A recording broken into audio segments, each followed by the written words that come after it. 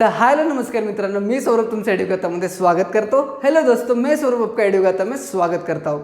Today we are going to see last minute tips for the language that is English. जी हाँ, आज हम लोग लैंग्वेज देखेंगे इंग्लिश और उसमें क्या लास्ट मिनट टिप्स रहने वाले वो देखने वाले हैं. आज की वीडियो में भी 7 टिप्स लेके आया हूँ जो सारे के सारे इंपॉर्टेंट रहने वाले हैं और वीडियो को छोटा भी बनाऊंगा, तो वीडियो को लास्ट तक जरूर देखिएगा. तो चलिए शुरू करते हैं टिप नंबर 1 से.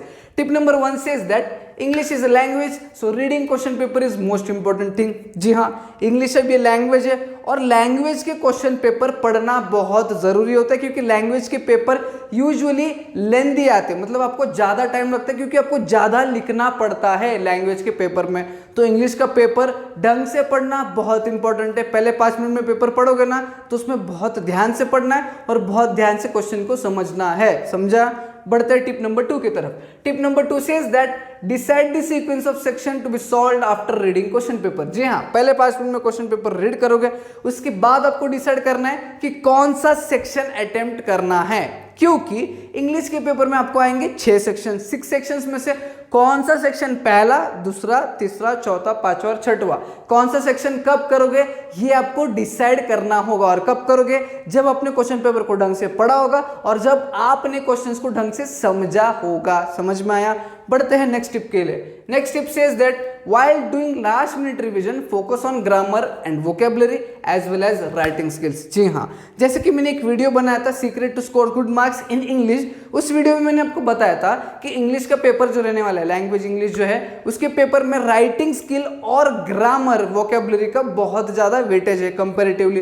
तो लास्ट मिनट का जब रिवीजन करोगे उस समय पर आपको ये 2 चीजों पे ज्यादा फोकस करना है क्योंकि इंग्लिश में अच्छे मार्क्स स्कोर करना इज डिफिकल्ट. इसीलिए मैं बोल रहा हूं कि ये इसमें ज्यादा फोकस करिए और इसके जो मार्क्स है इनको पक्के करिएगा, मतलब फिक्स करना है आपको ज्यादा फोकस करके. ठीक है, समझ में आया आपको? अब देखते हैं अगला टिप क्या कहते हैं. Next tip says that don't learn the answers of HOTS questions, for example summary writing and appreciation. जी हाँ, अब इंग्लिश के पेपर में रीडिंग सेक्शन में आपको पोयम, पैराग्राफ वगैरह आएंगे, तो उसमें एक एक क्वेश्चन आपका हॉट्स रहने वाला है जिसका आंसर आपको खुद ओन वर्ड्स में लिखना होगा. वो पैसेज पढ़ने के बाद, वो पोएम पढ़ने के बाद, उसमें से कुछ क्वेश्चंस होंगे आपके समरी राइटिंग जैसे या फिर एप्रिसिएशन जैसे. तो ये टिप, ये पॉइंट कहता है कि वो जो क्वेश्चंस आने वाले उनके आंसर्स को लर्न मत करना. ठीक है, उसके वजह क्या करना है, उसके अलावा आपको क्या करना है, आपको देखना है उन्होंने, मतलब जब आप सैंपल पेपर्स देखोगे, आंसर की देखोगे, तो आपको ये देखना है कि उस क्वेश्चन का आंसर किस तरह से किया है, कौन से पॉइंट्स हमें इंक्लूड करने हैं, ये चीजें देखना.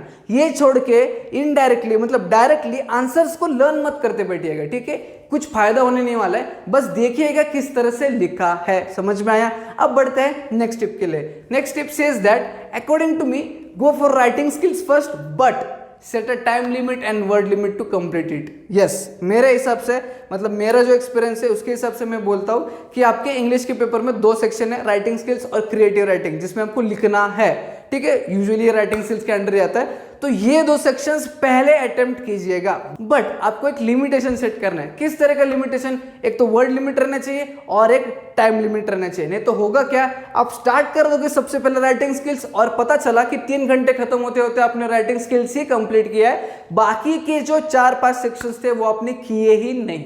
ऐसा नहीं होना चाहिए, इसलिए टाइम सेट करिएगा. फॉर एग्जांपल 50-55 मिनट्स लूंगा मैं और ये 2 सेक्शंस कंप्लीट करूंगा, इतने वर्ड्स में एक क्वेश्चन को कंप्लीट करूंगा. ऐसा लिमिट सेट करना है और फिर स्टार्ट कीजिएगा. ये मेरा सजेशन है. ठीक है, अगला टिप देखते क्या कहते हैं. अगला tip says that don't waste your time in asking answers in examination, this will eat your time. जी हाँ, मतलब इंग्लिश के पेपर में दोस्तों को आंसर्स पूछते समय अपना टाइम वेस्ट मत कीजिएगा. ऑब्जेक्टिव्स हो गए, छोटे छोटे आंसर्स हो गए, उनको पूछते समय ना टाइम वेस्ट मत कीजिएगा क्योंकि पहले पेपर बहुत बड़ा है, आपको पक्का टाइम कम पड़ने वाला है. ऐसा ना हो कि क्वेश्चंस छूट जाए जो आपको आ रहे हैं, तो पूछना मत. जितना पेपर आता है सिंसियरली उतना लिखना और आगे बढ़ना. ठीक है, पूछते बैठोगे तो टाइम चला जाएगा और जो क्वेश्चंस आ रहे हैं उसे लिखने के लिए भी टाइम बचने नहीं वाला है. ठीक है, समझ में आया? नेक्स्ट टिप क्या कहता है वो देखते हैं. Keep an eye on your sentence formation, grammar and vocabulary while writing your own answers. जी हाँ, जब आप खुद के आंसर्स लिखोगे, ओन आंसर्स लिखोगे, जैसे कि ये हॉट्स के क्वेश्चंस हो गए या फिर राइटिंग स्किल्स हो गया, तब उसमें आपको sentence formation, grammar and vocabulary का ध्यान रखना पड़ेगा, क्योंकि इंग्लिश का पेपर है, वो सारी चीजें चेक किया जाएगा, उससे पता चलेगा आप किस तरह से आंसर्स फॉर्म करते हो और उसके बेसिस पे ही आपको मार्क्स अलॉट करने वाले हैं। समझ में आ गया? So these were my 7 tips that you should know before going for the board examination of English. समझ में आया? अगर आपको ये वीडियो अच्छा लगा हो, टिप्स अच्छे लगे हो, हेल्पफुल लगे हो, तो एक लाइक जरूर करना, ज्यादा से ज्यादा बच्चों में शेयर करना, नया तो चैनल को सब्सक्राइब करना, ये तो आपको पता ही है। हम मिलेंगे नई वीडियो में।